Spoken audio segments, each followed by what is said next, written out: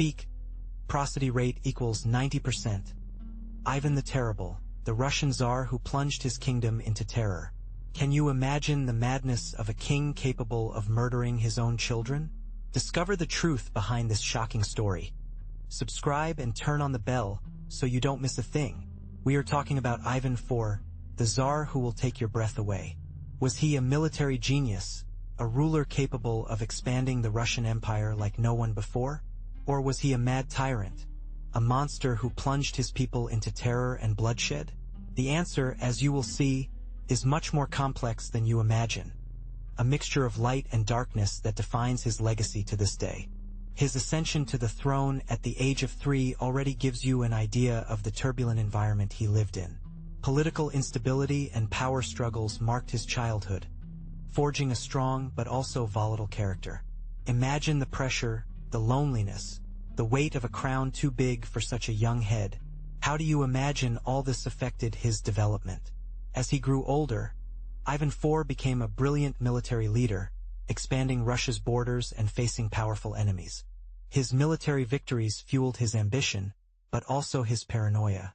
The fear of betrayal, of conspiracies, became an obsession that would gradually consume him. Think of absolute power, the loneliness of the throne. How do you imagine he felt? Imagine 16th century Russia, a vast territory still in the process of unification. Moscow, your nerve center, was expanding slowly, but with unstoppable force, absorbing principalities and consolidating its power. It was a time of constant wars, of struggles for the control of fertile lands and trade routes, with an army in constant movement. The peasantry, the backbone of Russian society, lived a harsh existence, marked by servitude and poverty. Many were forced to work the land for the boyars, the landed gentry, subjected to a feudal system that left them little opportunity to improve their situation. Life was a constant struggle for survival. The Russian Orthodox Church played a crucial role in people's lives, offering not only spiritual guidance but also a vital social structure.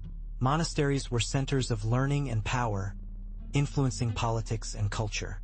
Religious icons, true works of art, adorned churches and homes, reflecting the deep faith of the people. But this vast empire, in the midst of formation, faced constant external threats. Crimean Tatars, Swedes and Poles posed latent dangers, vying for territorial control and political dominance.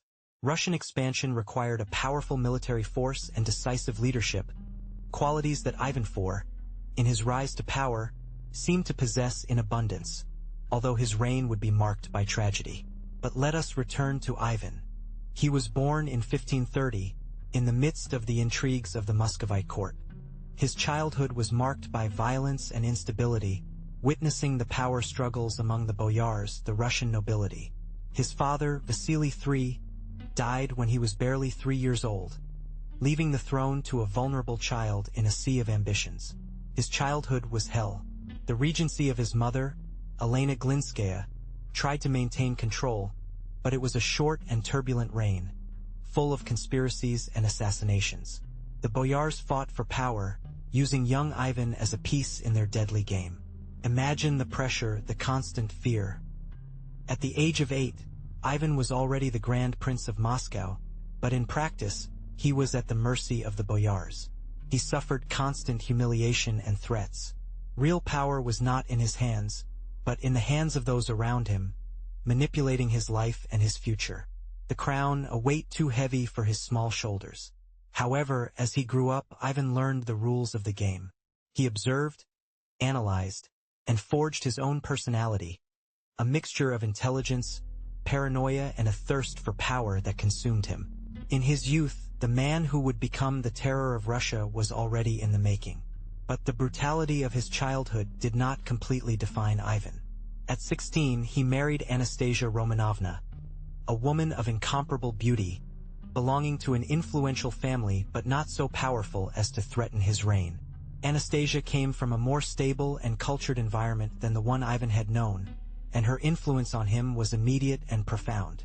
Anastasia was known for her intelligence, her kindness, and her religious devotion. Unlike the palace intrigues to which he was accustomed, In Anastasia he found calm and a counterpoint to the violence that surrounded him. Her influence was felt at court, softening the young Tsar's irascible character and promoting a period of relative peace. Prosody, speak. Speak. Prosody rate equals 90%. During their years together, Anastasia gave birth to several children, further strengthening the bond between them. She exerted a moderating influence on Ivan's character, helping him to control his violent impulses and rule more justly. Her presence was a balm to his tormented soul, an oasis of peace in a troubled kingdom. But that apparent calm was soon shattered. You will see how, after the death of his father, Ivan inherited an immense and complex empire, a responsibility that, at 16 years of age, was overwhelming. Pressure from the crown, palace intrigues, and the constant threat of rebellions became a breeding ground for his instability. His sudden mood swings began to surface, shifting from elation to anger with frightening speed. One moment he would smile, the next, his face would turn grim and menacing. His outbursts of rage became increasingly frequent and unpredictable. Sometimes they were directed against her servants, whom she punished with merciless cruelty for the smallest faults. At other times, his angry outbursts were directed at members of the nobility, generating a climate of constant fear in the court. It was as if a dark force dominated him, driving him to violence without control. His mind, which seemed bright at times, darkened with alarming ease. Paranoia became another of his most disturbing characteristics. He distrusted everyone, even his closest allies. He saw traitors everywhere, conspiracies in every conversation. This unhealthy distrust led him to make impulsive and cruel decisions, based on unfounded suspicions, spreading terror in his own kingdom. Ivan's emotional instability was already an open secret, a harbinger of the violence to come. The pressure was immense. To control the boyars, the Russian nobility, Ivan created the Oprichnina, a secret and brutal police force. Imagine a private army, loyal only to the Tsar, with the power to execute anyone without trial. They were the Oprichniki, dressed in black, with a dog's head and a broom tied to their saddles, symbolizing their mission to cleanse the kingdom of traitors and enemies. Their mission was to eliminate anyone the Tsar considered a threat, be they powerful boyars, influential priests, or even complaining peasants. There were no guarantees, not even for the Tsar's family. You will see how the Oprichnina spread terror throughout the kingdom, turning Russia into a place where paranoia and violence were the norm. The Oprichnina was not simply a police force. It was an instrument of terror that Ivan used to consolidate his absolute power. They seized land and property from the nobility, enriching the Tsar and increasing his control. Thousands were executed, their families dispossessed, their names erased from history. See how this ruthless force destabilized the empire, leaving behind a trail of death and destruction. That terrifying power was unleashed on Novgorod, a rich and proud city that dared to defy Ivan. Remember that the Oprichnina was not just a police force. It was an instrument of terror, capable of annihilating any opposition. The Oprichniki, with their black dogs and sinister costumes, stormed the city, spreading panic in the streets. The violence was indiscriminate. Thousands of citizens were killed, their houses set on fire. Imagine the horror. The sound of swords, the screams of victims, the smell of smoke and death. Novgorod, a symbol of Russian resistance, was reduced to ashes, a brutal example to anyone else who dared to question the power of the Tsar. The fall of Novgorod was a turning point. The brutality of the Oprichnina demonstrated Ivan's ability to crush any opposition, no matter its size or importance. For you, seeing this from a distance, it is easy to understand the fear that gripped Russia during this period. No nobleman, no city, felt safe. The death of Anastasia, his beloved wife, was a devastating blow to Ivan. She was his anchor in the midst of the storm that was his reign, the only person who seemed to calm his fury. He remembers how the chronicles described her: a beautiful, intelligent woman with a moderating influence on the Tsar. Her loss left an unbridgeable void in his already fractured psyche. Some historians point to poisoning, others to illness. Whatever the cause, Anastasia's death marked a turning point in Ivan's life. Without her influence, his paranoia and cruelty were exacerbated, giving way to a spiral of violence and madness that would further overshadow his reign. The loss of Anastasia, according to many, was the trigger that unleashed the worst part of the Oprichnina. You've seen the brutality of her actions yourself, haven't you? Now, without the voice of reason that his wife represented, Ivan was completely submerged in a sea of suspicion, executions, and terror, turning his reign into a nightmare for his subjects. Prosody /speak. Speak. Prosody rate equals 90%. After the devastating blow of Anastasia's death, Ivan the Terrible remarried Maria Temryukovna, a princess of Circassia. She was a young and beautiful woman, but her influence at court was minimal. You will see how her position, unlike that of Anastasia, failed to appease the growing paranoia and brutality of the Tsar. Maria came from a powerful family, but her political influence was limited within the complex web of the Russian court. Despite her lineage, she lacked Anastasia's charisma and political savvy, and her role in Ivan's life was largely limited to the mere formality of being his wife. Their marriage failed to calm the storm within Ivan. Maria's lack of real political influence made her a figurehead, unable to moderate the Tsar's erratic and increasingly cruel behavior.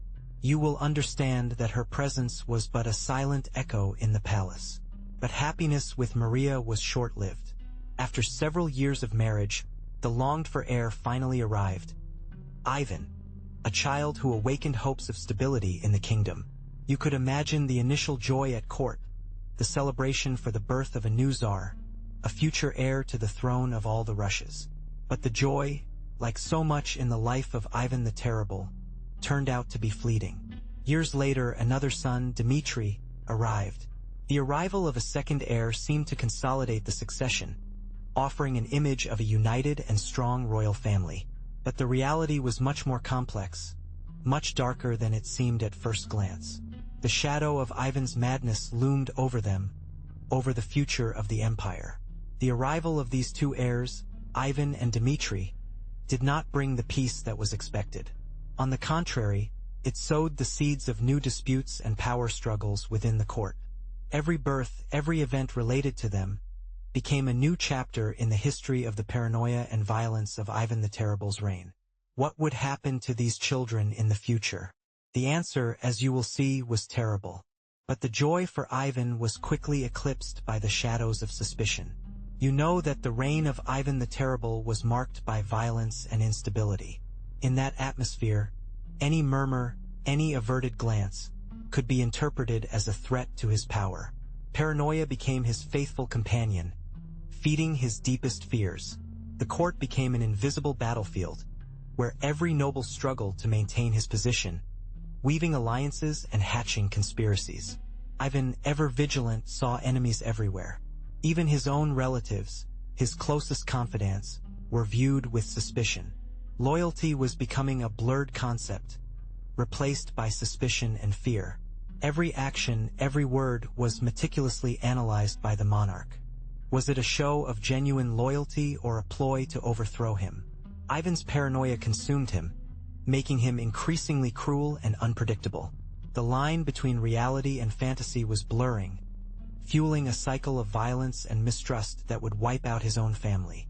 In that fraught atmosphere, the relationship between Ivan the Terrible and his son, also named Ivan, deteriorated irreparably. You know that power disputes were constant at the Russian court. But in this case, the family feud turned deadly. A conflict over the succession to the throne, fueled by palace intrigues, ended in tragedy. During a fierce argument, in the midst of consuming rage and paranoia, Ivan the Terrible struck his own son on the head with his king's scepter. The blow was brutal, fatal. Young Ivan fell to the ground, lifeless. The scene was muted by the horror of the few witnesses present. The death of his son had a profound impact on the Tsar, although the extent of his remorse is the subject of historical debate. Some historians point to a subsequent genuine remorse. Others point to cold indifference. What is clear is that this act marked an even darker turning point in the already dark reign of Ivan the Terrible. But the tragedy did not stop there. You know the instability of the Russian court, don't you? In the midst of this maelstrom of fear and suspicion, Maria Temryukovna, Ivan's fifth wife, became seriously ill. Some say she was poisoned, others that the disease slowly consumed her. What is certain is that her death, shrouded in mystery, left the Tsar even more isolated, plunged into deep sadness and paranoia. The loss of Maria, a woman who, despite the circumstances, had managed to gain some trust from the Tsar, marked a turning point. Her death deepened the rift between Ivan and the rest of the court. Mistrust became his main ally, while loneliness became his prison. Increasingly distrustful, he withdrew even further from the outside world. Prosody / speak.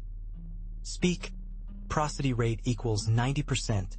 The death of Maria Temryukovna was not only a personal tragedy, but a symbol of the decline of Ivan the Terrible's mental health. Without his wife by his side, his paranoia increased exponentially. His actions, already unpredictable, became even more erratic and violent. His isolation led him into a spiral of madness from which he could no longer escape. Hardly had the mourning for Maria Temryukovna passed when Ivan, in his emotional instability, was already looking for a new wife. His gaze fell on Maria Nagaya, a young noblewoman of captivating beauty, but her choice was considered, by many, a controversial union. The Russian nobility murmured, for Maria Nagaya did not belong to the same elite as the Tsar's previous wives. You, like them, may wonder, what motivated such a hasty and seemingly inconvenient decision? Some historians point to a political strategy. Marrying Maria Nagaya could strengthen ties with certain noble families that had previously been ignored. Others, however, believe that the Tsar, in his folly, was carried away by Maria's beauty and youthful charm. The wedding was celebrated with a lavishness befitting Russian royalty, but the atmosphere was charged with tension. The presage of a new tragedy was in the air. You know that the Russian court was a place of intrigue, don't you? The union, from the beginning, was marked by distrust and latent violence. Ivan, always irascible and volatile, saw enemies everywhere, even in his own wife. The young Maria, aware of the danger that surrounded her, tried to navigate the troubled waters of the Tsarist court with caution. But how long could this fragile peace last? You, who already know the story, know that the Tsar's madness knows no bounds. And so, after the wedding, the moment everyone was waiting for arrived. The birth of Dmitri. For Ivan, this heir represented a new hope, an opportunity to consolidate his dynasty and leave behind the instability that had marked his previous years. Joy temporarily flooded the Kremlin, eclipsing, at least for a moment, the shadows of the past. Dmitri's arrival was greeted with lavish celebrations, though the joy was a thin veneer over the Tsar's deep insecurities. Would this peace last? Would Dmitri be the heir that would bring stability to the kingdom? Doubts gnawed at Ivan's mind, even in the midst of the festivities. Little Dmitri became the center of attention, a symbol of hope for a people tired of violence and instability. But the shadow of Ivan's paranoia was still present, looming over the uncertain future of the newborn and the kingdom itself. But the joy for Dmitri was short-lived. Ivan's paranoia, fueled by years of conspiracies and betrayals, took hold of him. He saw enemies everywhere, even among his own close associates. The constant threat to his power consumed him, turning his reign into a nightmare of suspicions and executions. Every whisper at court, every oblique glance, was interpreted as a conspiracy to overthrow him. His once brilliant mind was clouded with distrust. The image of the heir, Dmitri, instead of being a source of comfort, became a focus of his fears. Would he too be a threat? Fear became their only counselor. The purges intensified, eliminating anyone who might even remotely represent a danger to his reign. The atmosphere at court was suffocating, permeated with constant terror. You yourself could feel the oppression, the uncertainty that reigned in that atmosphere. This insecurity, this deep distrust of others, but above all of himself, became the hallmark of his reign. Ivan, the mighty Tsar, was a man in fear, a prisoner of his own demons. ruling from a throne built on fear and blood. Dmitri's death marked a turning point in Ivan's life. His health, already deteriorated by years of excess and stress, began to decline rapidly. Historians speak of severe headaches, bouts of mental confusion, and sudden mood swings from the most unbridled anger to deep melancholy.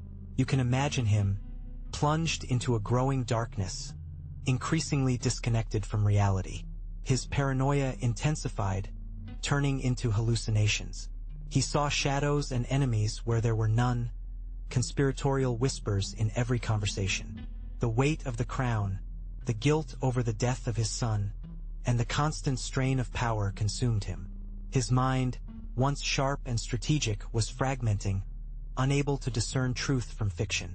Some historians believe he suffered from syphilis, a disease that could cause severe neurological damage, explaining his behavioral changes and physical deterioration. Others point to a mental disorder, perhaps a form of psychosis, exacerbated by stress and tragedy.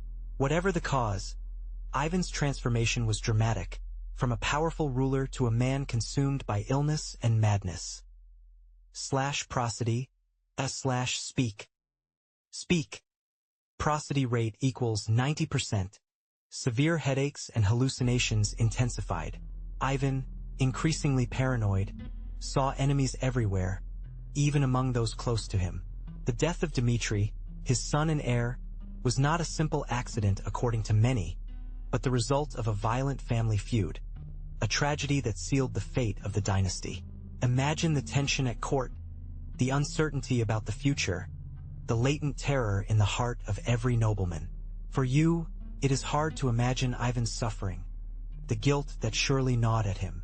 Was it he, in his madness, who caused the death of his own son? History does not make it completely clear, but the accusations of patricide resounded loudly in everyone's ears. Suspicions hung over him like a dark cloud, fueling fear and distrust in his entourage. Dmitri's death marked the end of an era.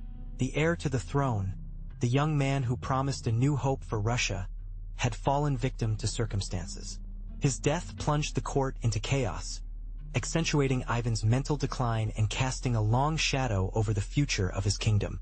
It was the final blow that shattered what little remained of his family. Ivan's agony intensified, and with it, the urgency of securing his legacy. He knew that his reign, marked by violence and paranoia, had left a fractured Russia. In his final weeks, he dictated his will, a document that reflected his contradictory character. A mixture of regret and fierce determination to control even from the grave the destiny of the country he had so loved and devastated. He named his youngest son, Fedor, a man of weak character and deeply religious, as his heir, a choice that many interpreted as an attempt to avoid further bloodshed.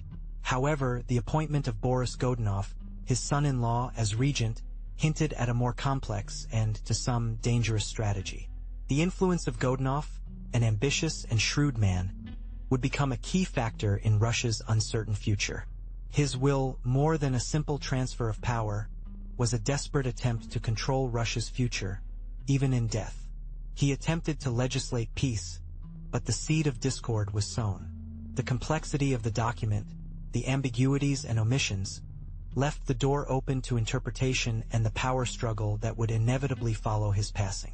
Would he succeed in his plan, or would his legacy become the origin of a new era of chaos? His last decisions, marked by paranoia and illness, left a shaky empire. You will see how the succession to the throne, far from ensuring stability, sowed the seeds of future strife and civil wars. The power vacuum, after the death of such a ruthless czar, was felt in every corner of Russia. The young Fyodor, the designated heir, was a man of weak health and character, unable to control the powerful nobles who craved power. His reign was an unstable transition, a period of uncertainty and infighting for control of the throne. Watch as the machinery of government, built on fear and oppression, began to crumble.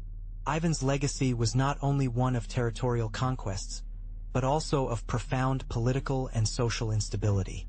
You will see how his reign, despite its brutality, left a country with expanded borders but a deeply fractured internal structure. on the verge of exploding into a series of conflicts. An empire built on blood was now slowly bleeding to death. You see, his reign was a constant game of fear. Ivan the Terrible cultivated a visceral terror in his court, an atmosphere of suspicion where every whisper, every glance, could be interpreted as a betrayal. He himself was in charge of feeding this paranoia, with arbitrary punishments and public executions that left everyone in suspense, wondering who would be next. His cruelty was legendary. Not only did he limit himself to executing his political enemies, often, his wrath was unleashed against his own family, friends, and even servants. Violence became a tool to maintain control, a brutal spectacle to remind everyone of his absolute power. He was the Tsar, and his will was law, a law imposed through terror. But why so much cruelty? Some historians point to a deep insecurity, a constant fear of betrayal that pushed him to extreme violence. His childhood, marked by instability and violence, may have contributed to this paranoid personality. The death of his son and heir, Ivan, was perhaps the climax of this spiral of madness and distrust. His reign, a chilling testimony of how fear and cruelty can corrupt even the most powerful. Ivan the Terrible leaves us a lesson. True power lies not in oppression, but in justice and compassion. His legacy, however, remains a dark reminder of the consequences of paranoia and unleashed violence. /prosody /speak. Speak. Prosody rate equals 90%. As I was telling you, that atmosphere of fear was the basis of the Oprichnina, a secret police force created by Ivan. Imagine a network of spies and assassins, dressed in black, with a dog's head on their shields, symbol of the terror they sowed. They were the Oprichniki, and their mission was to eliminate anyone the Tsar considered a threat, be they nobles, peasants, or even members of his own family. Their methods were brutal. Executions were common, often public and bloody, designed to terrorize the population. Accusations were arbitrary, based on rumor or mere suspicion of disloyalty. There was no justice, only the whim of the Tsar and the relentless terror of his Oprichniki. The Oprichnina was not only limited to physical violence. Confiscation of property was commonplace. The boyars, the Russian nobility, saw their lands and wealth unceremoniously seized, leaving behind a trail of ruin and despair. The country's economy weakened considerably under this regime of terror and confiscation. The consequences of the Oprichnina were devastating. The reigning terror paralyzed the country. The economy collapsed and Russian society was plunged into a climate of widespread fear. Although Ivan the Terrible eventually disbanded the Oprichnina, its legacy of cruelty and destruction deeply marked Russian history, leaving an indelible scar on its culture and people. But that web of terror did not operate in a vacuum. The Russian Orthodox Church, closely tied to Ivan's power, played a crucial role. Remember that religion was the social glue, and the Tsar, as head of the church, presented himself as God's chosen one. His authority was divine, indisputable. Any opposition, therefore, was not only a betrayal of the Tsar, but a blasphemy against God himself. The Church, through its sermons and teachings, reinforced the image of the Tsar as an absolute monarch, legitimizing his actions, even the most cruel. Priests often acted as spies, reporting any murmur of dissent. Think of the power of words and faith, manipulated to strengthen a tyrannical regime. The close collaboration between state and church created an atmosphere of total control, where the life of every subject was subject to the will of the Tsar, backed by the supposed divine will. There was no escape. Any attempt to defy the Tsar was seen as heresy, punished as severely as any other crime, often with death.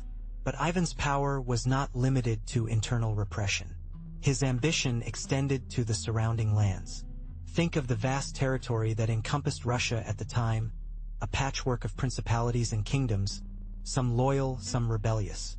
Ivan, with his army, embarked on a series of ruthless conquests, expanding the borders of the empire at the cost of blood and suffering.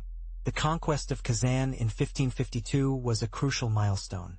Imagine the impregnable fortress, resisting sieges for centuries. But Ivan's artillery, superior and more modern for the time, managed to breach its walls, and the city fell after a brutal assault. Kazan, the center of a powerful Tatar Khanate, became part of the growing Russian Empire. It was a bloody victory that opened the way for further expansion to the east. Years later, Astrakhan, another important Tatar center, met the same fate. The fall of these cities meant Russian control over the Volga, a vital artery for trade and transport. From there, the empire expanded into Siberia, an immense and virtually unexplored territory, opening new trade routes and colonizing vast tracts of land. This expansion, however, was not without violence and oppression against the indigenous peoples of the region. But Ivan's territorial expansion was not without conflict with other European empires. The Livonian War, against Poland, Lithuania, and Sweden, was a long and bloody confrontation for the control of the Baltic territories. This war, which lasted for decades, consumed resources and men, weakening the Russian Empire, although it also added new lands to its dominions. Remember that for Ivan, every conquest, every war, was another step towards the consolidation of his power and the greatness of Russia. But his ambition did not stop at his borders. Imagine Ivan weaving a complex web of alliances and conflicts with the powerful kingdoms of Europe. The 16th century was a melting pot of war and diplomacy, and Russia, under his reign, was seeking its place on that international stage. How did he manage to navigate that sea of intrigue and negotiations? Trade with Europe was vital, but also a minefield of tensions. English, German, and Dutch traders came to its ports, seeking Russian furs, grain, and other riches, but every transaction was a test of power, a chess game in which every move could have unpredictable consequences. Prosody, speak. Prosody rate equals 90%. Relations with the Holy Roman Empire were especially complex. Ivan sought allies in his struggle against internal and external enemies, but European politics was a labyrinth of shifting alliances and rivalries. Think of Ivan's constant attempts to secure European aid against his rivals, but also of the mistrust and rivalry he encountered at every turn. His reign was a period of territorial expansion and consolidation of power, but also a time of great tension in international relations. Russia's image in Europe was that of a sleeping giant, but one with formidable potential, a country both mysterious and feared in equal measure. Would Ivan the Terrible succeed in establishing a secure and respected place for Russia on the European stage? But palace intrigues were not just a game of chess for Ivan. He moved the pieces himself, and those pieces were the boyars, the Russian nobility. To secure his power, Ivan needed the loyalty of some, but he also knew how to use the treachery of others to consolidate his reign. See how trust turned to fear, and fear to a deadly dance of shifting loyalties. Many boyars, accustomed to power and influence, saw Ivan as a threat. His brutality and whims were unpredictable. Some conspired in secret, seeking to dethrone him. Imagine the clandestine meetings, whispers in the dark, treacherous plans that were woven between silk and velvet. Treachery was as powerful a tool as the sword. Ivan used it with mastery.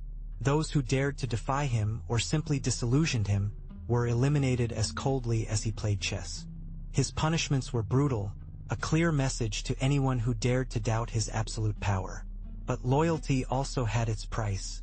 Boyars who remained loyal to Ivan were rewarded with land, titles, and power. However, this loyalty was often a mask concealing fear. They lived with the sword of Damocles over their heads, knowing that one mistake, one suspicion, could be their death sentence. But imagine for a moment everyday life in 16th century Russia.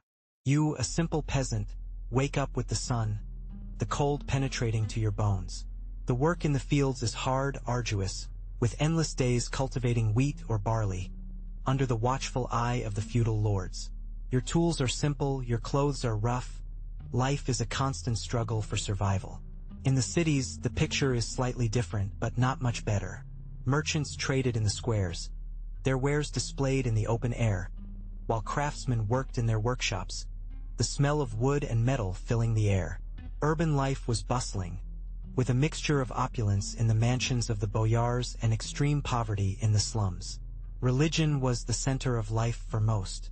The Orthodox Church played a pivotal role, setting the pace for feasts and fasts. Churches, though modest in many villages, were imposing in the cities, symbols of power and faith. Life revolved around the land, the family and the church, a simple existence, but hard and full of uncertainty. But that hard life, that daily struggle for survival, was overshadowed by the legends surrounding Ivan IV. You, like the others, would have heard stories of his cruelty, of his outbursts of rage that took innocent lives. Rumors would have reached you of his own suspicions, of the paranoia that consumed him, making him a feared and hated monarch. It was said that he had pacts with demons, that his decisions were driven by supernatural forces.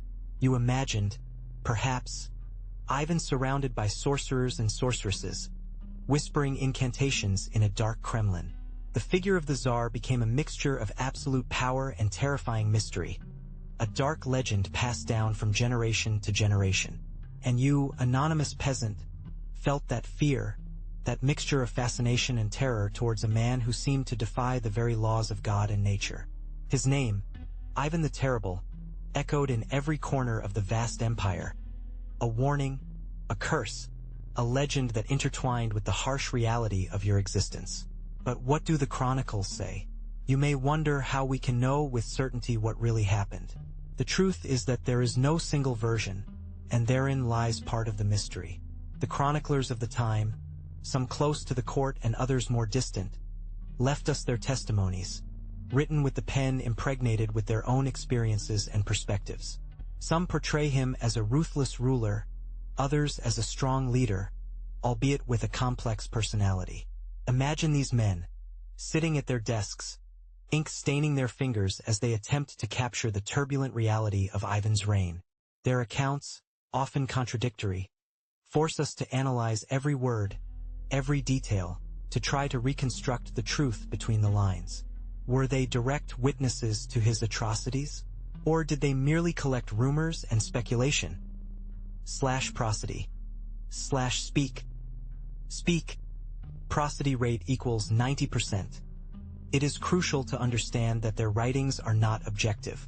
Each chronicler, influenced by his own beliefs, loyalties, and social position, molds his account in his own way.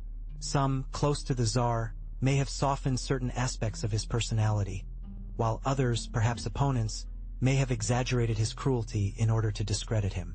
You have to learn to read between the lines, to discern between historical truth and political propaganda. But was he really a madman? Some historians argue that the image of Ivan as a simple madman is an oversimplification. They point to his political astuteness, his ability to maintain control of a vast empire, and his ability to manipulate his enemies. For them, violence and paranoia were not signs of madness, but calculated tools in his power play. The death of their son, Dmitri, for example, cannot be attributed simply to a fit of rage. Some believe it was a premeditated act, an elimination of a possible rival to the throne. This perspective interprets Ivan's actions not as the product of a disturbed mind, but as cold, calculated actions in a context of a power struggle. So, mad or Machiavellian? The answer, as is often the case in history, is probably much more complex. Perhaps madness and Machiavellian cunning coexisted in the mind of Ivan the Terrible, a lethal mixture that shaped his reign and left an indelible mark on Russian history. It is difficult to separate mental illness from political strategy in his case, but his legacy transcends controversy. Think of the expansion of Russian territory under his reign, the consolidation of the Tsar's power, and the creation of a more centralized state. All of this, albeit at a terrible cost, left an indelible mark on Russian national identity. His figure, despite his atrocities, became a myth, a symbol of strength, albeit often perverse, that has influenced the narrative and self-perception of Russia for centuries. His reign ushered in a golden age in Russian art and architecture, albeit tinged by the shadow of his personality. The churches and cathedrals built during his time testify to the wealth and power of the empire, reflecting a unique architectural style that we still admire today. Imagine the intricate details, brilliant icons, and majesty of these constructions, a reflection of Ivan's might, albeit built on bloody foundations. Literature was also affected. The chronicles of his reign, though often biased, offer us a glimpse, albeit a partial one, of life in 16th century Russia. These narratives, full of drama and violence, became an integral part of Russian folklore, perpetrating his legend, for better or worse. Even today, their name evokes powerful, if often contradictory, images of a complex and fascinating past. But how is Ivan the Terrible remembered today? His image has transcended history, captured in works of art and literature that reflect different perspectives on his reign. Imagine 16th century artists trying to capture the essence of a man so complex, so contradictory. How would they portray his cruelty, his intelligence, his paranoia? In literature, his figure has inspired novels, plays, and poems, often exploring the nature of his power, his motivations, and the consequences of his actions. Think of the contrasting interpretations that have been made over the centuries, from glorification to outright condemnation. Each author has seen something different in him, from iconographic representations in religious icons to royal court portraits. The image of Ivan the Terrible has been modified and reinterpreted over time. Each era has projected its own concerns and values onto him, creating a fascinating and multifaceted historical figure. Can you imagine how contemporary artists would see him? But his legacy goes far beyond paintings and novels. Think about the Russia we know today. How much of its structure, of its culture, is due to Ivan IV? His reign, despite its brutality, marked a turning point in the consolidation of the Russian state. He managed to greatly expand the borders of the country, subduing numerous principalities and tribes, laying the foundations for the empire that was to follow. In addition, Ivan the Terrible centralized power ruthlessly, creating a more efficient, if brutal, administrative system. This process, although stained with blood and oppression, contributed to the formation of a stronger and more cohesive Russian national identity. Imagine the impact of such a dominant figure, molding a country in his image, for better or worse. /prosody, /speak. Speak. Prosody rate equals 90%. His reign also left a profound mark on Russian culture. Despite the violence, he fostered the development of art, architecture, and literature. Many of the churches and monuments you admire today have their roots in Ivan's time. Can you imagine the impact his figure had on the development of such distinctive architecture? But how does Ivan the Terrible compare with other European absolutist kings? His cruelty, no doubt, was extreme, even compared to figures like Henry VIII of England, known for his 6 marriages and executions. However, unlike Henry, who consolidated his power through religious reform, Ivan clung to Russian orthodoxy, using religion to legitimize his authority. While Louis XIV of France built Versailles as a symbol of his absolute power, Ivan focused on consolidating Russian territory, expanding his domain through conquest and brutal repression. Unlike European kings who were concerned with public image and court refinement, Ivan's brutality was blatant and made no attempt to hide. Ivan's centralization of power in the hands of Ivan was comparable to that of other absolutist monarchs, but his methods were far more violent. While Philip II of Spain also exercised absolute power, his reign was characterized by an elaborate bureaucratic system and a complex foreign policy, in contrast to Ivan's more direct and brutal approach. He did not use subtle diplomacy, but brute force. But back to Ivan, did you know that his power, his self-proclamation as Tsar, was deeply tied to the Byzantine heritage? The Byzantine Empire, with its rich history and imperial tradition, left an indelible mark on Russia. Think of the majesty of the court, the pomp and ceremony, the use of imperial titles. All of that drinks directly from Byzantine sources. For Ivan, to adopt the Byzantine tradition was to justify his absolute power, to present himself as the legitimate heir of a great imperial tradition. The idea of a Tsar, of a Russian emperor with absolute power, did not come out of nowhere. It was the culmination of a long process of imitation and adaptation of Byzantine culture. The very title Tsar, a variation of Caesar, says it all. Ivan not only imitated the Byzantine form of government, but also adopted symbols and rituals that reinforced his divine authority, such as the coronation ceremony, directly reminiscent of the Byzantine imperial tradition. Even Moscow's architecture, with its onion-domed churches, reflects Byzantine influence.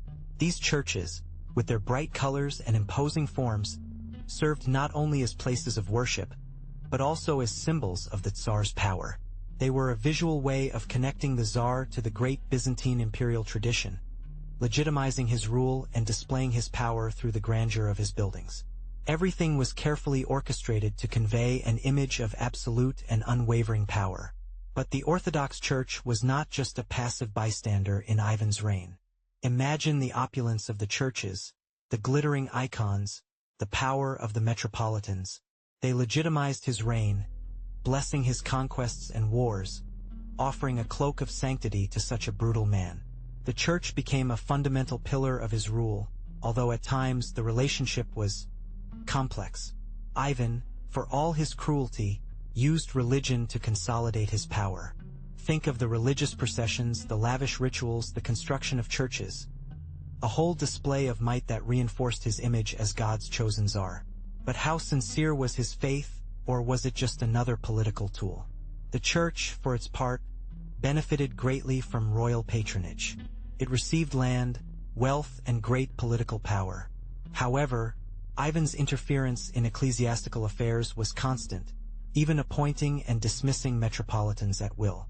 A relationship of mutual dependence but also of tension and conflict. In short, the relationship between Ivan the Terrible and the Orthodox Church was complex and contradictory. A strategic alliance that benefited both, but which was marked by the absolute power of the Tsar and the ambivalence of the religious institution in the face of the brutality of his reign. A precarious balance over an abyss of blood and ambition. But what drove Ivan to such extremes? That is the question that still haunts us today. Some point to his traumatic childhood, marked by violence and instability. Others speak of a mental illness, a consuming paranoia. Perhaps it was a combination of factors, a lethal mix of absolute power and a fractured mind. Prosody, or speak. Prosody rate equals 90%. The image we are left with of Ivan is that of a contradictory man. A ruler capable of great reforms, of expanding Russian territory and creating a legal code, but also a ruthless tyrant, capable of murdering his own children. His legacy is an enigma, a mixture of impressive achievements and unimaginable horrors. His story reminds us of the fragility of power and the complexity of being human. It confronts us with the darkness that can dwell even in the hearts of great leaders. Ivan the Terrible was not a simple monster, but a deeply human character, with his lights and shadows, his triumphs and tragedies. A king who continues to fascinate and horrify us in equal parts. So, was Ivan a ruthless monster or a victim of his own time?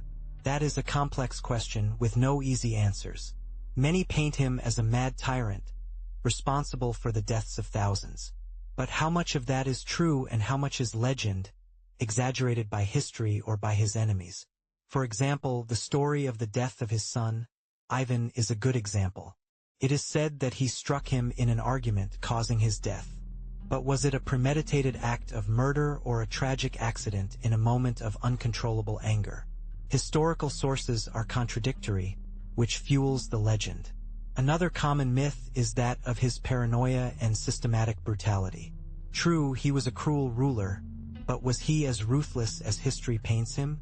Recent research suggests that, although he committed atrocities, the image of an unfeeling monster is an oversimplification of a complex historical figure. So what's clear to you?